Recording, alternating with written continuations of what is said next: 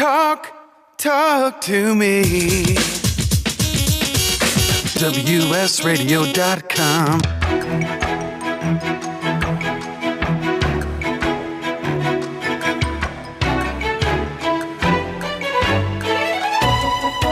The San Diego Council on Literacy brings you Literacy for All with your host, Jose Cruz. Welcome back to the show. We're into our third segment here on Thursday, November 19th, 2020. Our guest for this segment of the Literacy for All radio show on WS Radio is one of the assistant principals at Sweetwater Adult Education, Sarah Garcia Salgado. Sarah, welcome to the show. Hi, thank you for having me. I'm so glad to have you and have the representation of Sweetwater Adult Education. You're the bigger entity is at the Sweetwater Union High School District. Yes, that's correct. Okay, and then Sweetwater Adult Education, is that kind of like the adult division, or is it one of the centers? Yeah, it's the adult division. That's correct. Okay, so I need that information just for our file. So very good, and really glad to get that update. And it is descriptive. It is in the Sweetwater District, and it is adult education. You're serving which communities in San Diego County? So we are down in South Bay, and we have National City. We have 4 adult schools. So we have National City Adult located in National City, Chula Vista Adult. We have Montgomery Adult School. That's South San Diego, and San Isidro Adult School. Wonderful. And these are well-situated, valuable programs. Can you, off the top of your head, describe maybe your enrollment numbers? How many people are served overall in the adult education program? Well, COVID time right now, our numbers are lower than usual, but I think that's across the state. We serve anywhere between 8,000 to 12,000 individuals in the South Bay. Mm-hmm. Okay, wonderful. And is there, every community is different. Is there can you help us understand maybe your target population who, not that there's a typical student, but what are the things that you deal with being a adult education resource in the South Bay? Yeah, adult education resource, yes. So mainly we do have to have 18 years and older. If we look at the way we're defined is through our consortium, so the community college boundaries. Mm-hmm. And we look at the data of what we have in our community, and what we see is that we do have a higher level of poverty than what we find in California. In California, the rate is 13%, and we're looking anywhere between 20 to 24%. We have a lot of English language learners, right? And if we were to compare our community with that of California, in California there's about 18% that would say that they speak English less than very well. Mm-hmm. In our communities in San Isidro and National City, we're looking anywhere between 43 to 48% that speak English less than very well. So those are prime candidates here that we can assist with ESL, either English as a second language courses, or if they need assistance with their basic reading and writing skills. Very good. The other one is the high school graduates would be the last one, right? Very good. Yeah, I'm familiar with the census information, at least for National City, and I think it's 72% of individuals age 5 and over do not speak English as their first language. That's a lot. Yeah. Yes, it is. Yeah. And so, how does that frame what you're doing through the district? How does that create maybe challenges, or I'm going to guess by now you have a very, very good way of addressing the language needs of the students as well as their literacy needs. Well, yes. When it comes to English language learners, ESL it's our largest program area, and this year we just underwent pathways. So what we've done is identified the 3 pathways that our English language learners have, and what we see is that many of them, when we ask them, what their goal is, they say they want to learn English or improve their English skills. But when you drill down a little deeper, some of them want to do it because they want to be able to communicate with their children's teacher, or they want to be able to go to parent conferences or read signs or speak to the doctor. So we have our ESL, community ESL pathway. In addition, we have another group that they're here because they may have a degree in their country, and so they want to come here and get their high school diploma or go to college or the university. So they're prime candidates to fit into our academic ESL pathway. And then the last one would be they want to learn English to get a job or to get a better job. So we would put them and enroll them into our ESL workplace pathway. Those are that's a wonderful breakdown. Thank you for that. And I don't think a lot of people are familiar with just what you're doing and how you're addressing the needs of the different English language learner populations. Let me circle back to the professionals, the academic ESL. How big is that program? That one, well, our main one is community. Academic would be our second. Mm-hmm. I would say we're looking at probably 30% of that of our ESL group fits into the academic pathway. Okay, wow, that's big. That's big, and we want people in all of these programs. We need everyone, right? We need everybody to be able. We need parents to be able to communicate with the teachers and with the doctors. We want those professionals who are coming here from other countries, and of course, there's employment. Going back to the academic ESL population, how do you measure your success? Can you say, look, these people came in, they didn't know English real well, they're really good in their trade, their field, and they moved from here into the mainstream of the U.S. and they're providing the service in their area of expertise, and they're bilingual now, for example? Yeah, that is the goal. So we want to be able to look at the data. This is the first semester that we implemented these pathways. Mm-hmm, so we've only had them in our classes for a couple of months. But that is exactly the kind of information that we want to track. We want to be able to say, this number of students came in through our academic pathway, and this percentage ended up at Southwestern College, or they went on to San Diego State. Right. That is the goal. And tell us about. I did want to ask you about what I was calling in my mind the myth of ABE and ESL programming, because we're used to, some of us long-timers, we talk about adult school and night school, and then you have a population of students that might have dropped out of high school, but they wanted to come back. Who am I describing here? Am I describing individuals that you're seeing? How much has it changed from what we would call night school or adult school?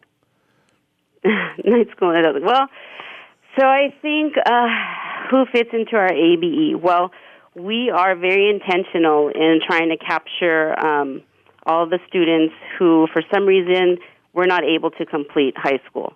When you look at the high school side of it, they have language that refers to these students as non-grads. Here at the adult school, we label them as future grads. We believe that this is a great landing spot for them. Sometimes, for whatever reason, life gets in the way, you're unable to finish, but we're here because we are that second chance. We want to make sure that we have that positive impact within our community, right? And so, is there a typical? I wouldn't say no. There isn't a typical. But getting back to the night, the way that we're structured, we offer classes in the morning, and then we do offer classes in the evening. We want to be able to target the working class or those that just are, they enjoy being up at night or up in the morning. Yeah. Well, maybe one thing that you could say is attractive to your future grads that wasn't attractive to them in high school.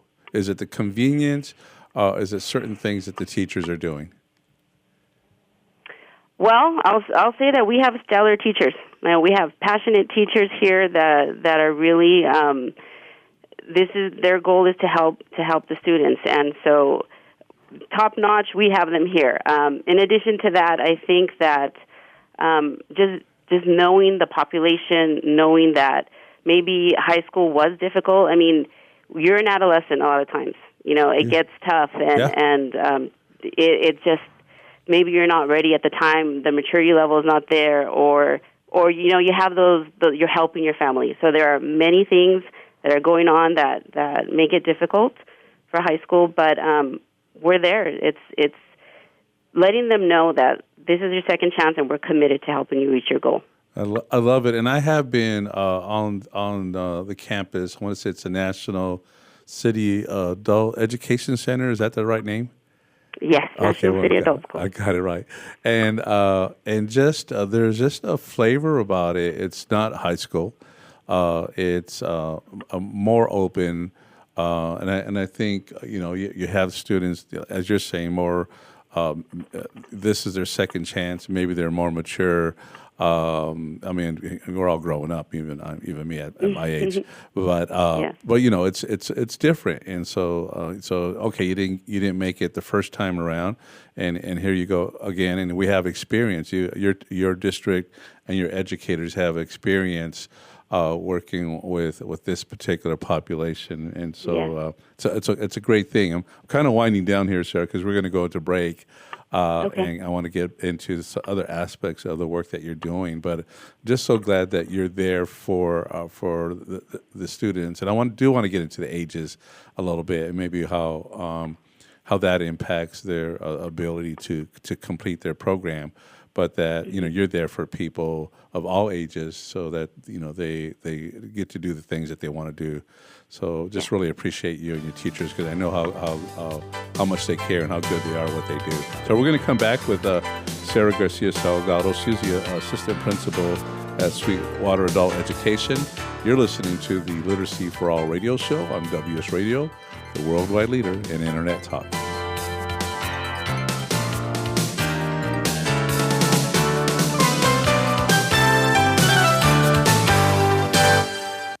I've heard this is like one of the best pizza spots in town. Yes, it is. I'll do a slice of pepperoni, slice of vegetarian. You got it. And I will pay for all of that in 3 days. In 3 days? What's that mean? Well, wait, you accept credit cards. That money's not going to hit your account for 3 days anyway. I need my money quicker. At Chase, we hear you. With Express Funding, card payments are in your Chase account the next business day. Go to chase.com/expressfunding. Chase for business, so you can. Compensated participation. All businesses are subject to credit approval. Not all clients are eligible for next business day funding, and additional terms, conditions, and restrictions apply. Donate cash, furniture, clothes, and other gently used household items to Father Joe's Villages and get a nice tax break in April. Every donation is tax deductible. Believe you can make a difference. Be Father Joe. Go to neighborhood.org or call 1-800-HOMELESS to donate today. Life is full of misadventures, from car crashes to home fires to getting choked out on the mat. Yes, I said getting choked out, because I'm Carlos Kramer, jiu-jitsu competitor, MMA and media personality, and mild-mannered insurance agent. You can follow my adventures on Kick-Ass Radio, and I can protect you from life's misadventures at Kramer Insurance. Home, auto, life, business, and workers' comp. We're at KramerINS.com, and I want you to join my world. This is Bill Gruber with BizVid Communications, a Southern California video production leader. We've been honored to sponsor, produce, write, and host many of the fine programs on WS Radio over the years.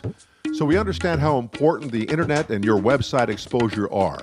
As video producers, we know the tricks and secrets to incorporate video to increase your search engine optimization and business success. Visit bizvidcommunications.com to see what we can do for you. BIZVID communications.com. Too much to do? Not enough time to get it done? Call on the experts at Another 8 Hours for your business support needs. By partnering with Another 8 Hours, we allow you to focus on the more important matters, like being in front of your clients, doing what you do best, rather than being stuck at a desk poring over paperwork, rummaging through emails, returning phone calls, and struggling to get everything done by yourself. Meanwhile, your family and social life are going down the drain. Go to another8hours.com or call 8 More Hours. That's 866-734-6877. Hi, this is Rob Barnett, VinVillage.com, where wine lovers connect. Be sure to tune in weekly to Vin Village Radio for exclusive, in-depth interviews with the who's who in wine and food.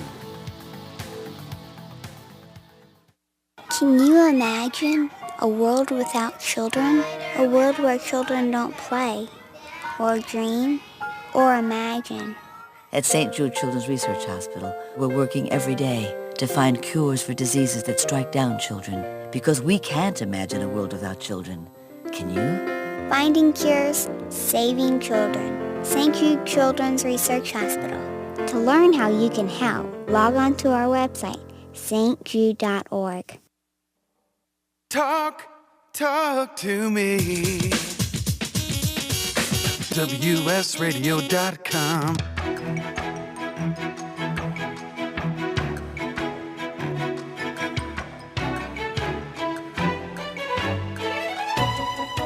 The San Diego Council on Literacy brings you Literacy for All with your host, Jose Cruz.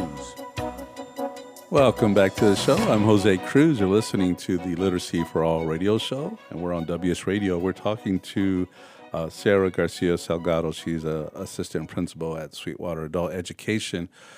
Sarah, just for our listeners, especially because we're a literacy show, and we're talking about a school. Now, we have literacy programs.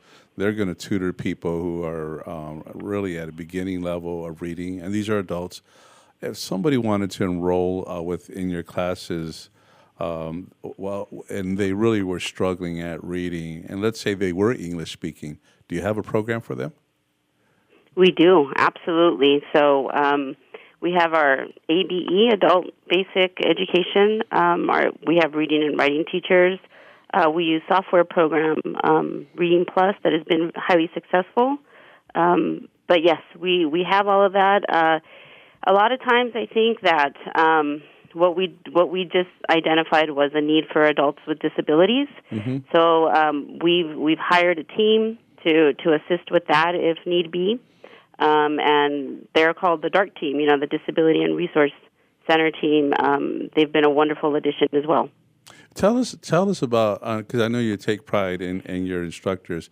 Tell us about them in general. Are they formal school teachers? Are these people that, hey, I want to go into adult education, college teachers, reading specialists, all of that?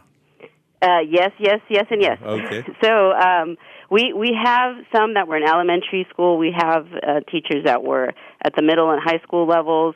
We have, even our CTE teachers, they were just in the industry, so they specialize in that.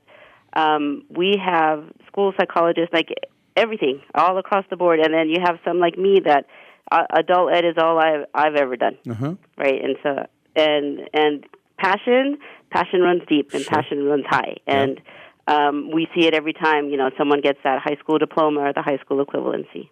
At this level, what does a school psychologist do? The school psychologist. Okay, so our school psychologist, she was a formal school psychologist, is our program manager for our disability program. Mm-hmm. And so today we just interviewed for an employment specialist, but we have a Workability 2 program, so we work with the Department of Rehab, and then she oversees also our academic disabilities teacher. So we want to be able to just make sure we have all the supports in place, because that was something that, for us, adult ed, we didn't have that adults with disabilities, and we identified that as a gap in service, and it's being addressed now. Very good. Tell our listeners, we're always interested in products that are out there. We call them products, but for all of you, they're very important tools that help your students. Tell us a little bit more about Reading Plus, can you? Sure. So Reading Plus, it's kind of an assessment. So you'll assess a student. Basically, they have to go through a reading program, and it'll tell us, the number of words or what skills they have, and it places them appropriately. As they continue using the program, we see that their reading comprehension and their fluency increases.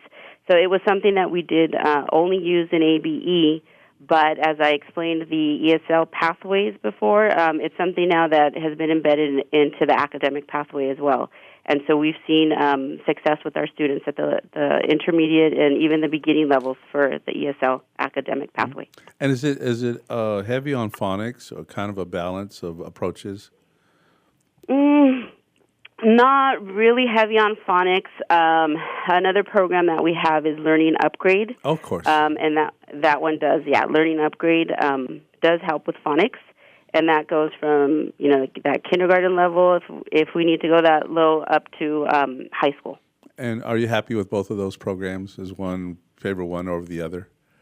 No, we're happy with both in it, and I think it comes down to the user too. Mm-hmm. So there's a variety of programs that we use. Burlington English. We've just adopted new curriculum for our ESL courses, and that is, we adopted the Standout book. It's what worked well for us. It was a huge process when you get a committee together to really look at the curriculum that's going to work in your program and what's best for the students. That one worked out for us, and it was just in time. They have the online component to it. So when, the pandemic hit and everyone was sent home, that has proven to be just successful. Right. Now, we have a bit of time. I have two questions I have to ask. And one is about your history with the district in adult education. How did you get to where you are today? Okay. Well, I graduated from college. I was an English major, and a year later, the adult school came up. I came and applied, and I was hired for, it was then a CBET, so Family Literacy Program, where I taught over at the elementary schools. And so I was dealing with a lot of the parents there, and that was fun. And when you come to adult school, it's different in the sense that our students are here because they choose to be here and they want to be here. Right. When adult ed, it wasn't anything that I ever, thought I was going to go into adult ed. Yeah. But now I'll never leave adult ed. This is where my heart is.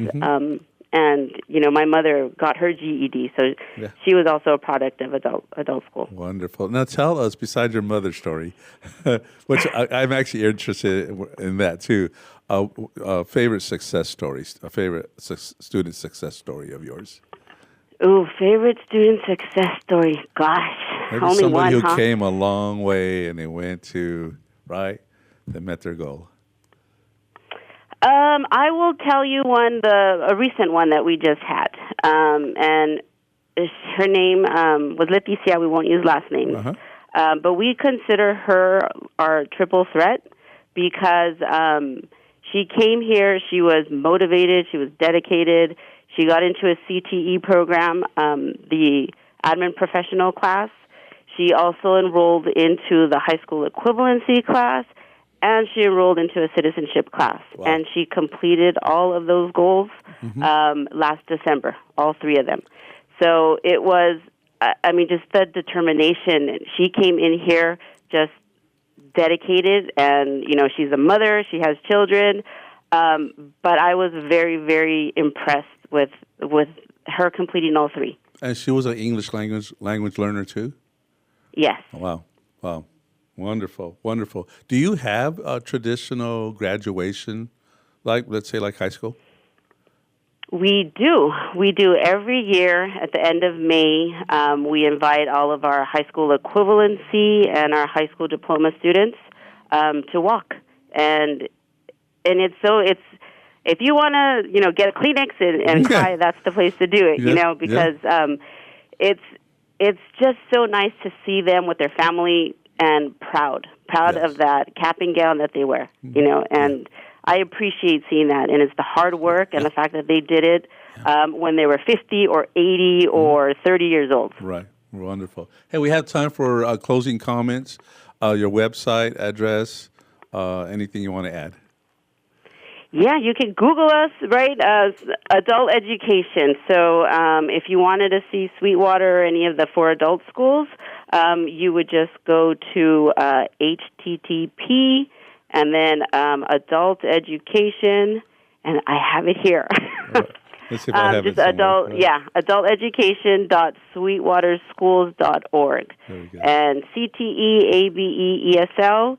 The last little plug is all of our CTE programs do come with the language and literacy support teacher now. Very good. Quickly, how much does this cost? It's free, right? Somebody. Everything is. Yeah, there's a cost. Everything is free. Yeah. The only thing there'll be, some charges for the CTE course, but right now we're paying everything for CTE. Good. Okay, we're going to sign off. Sarah, thanks for being on the show with us. Let's have you back sometime.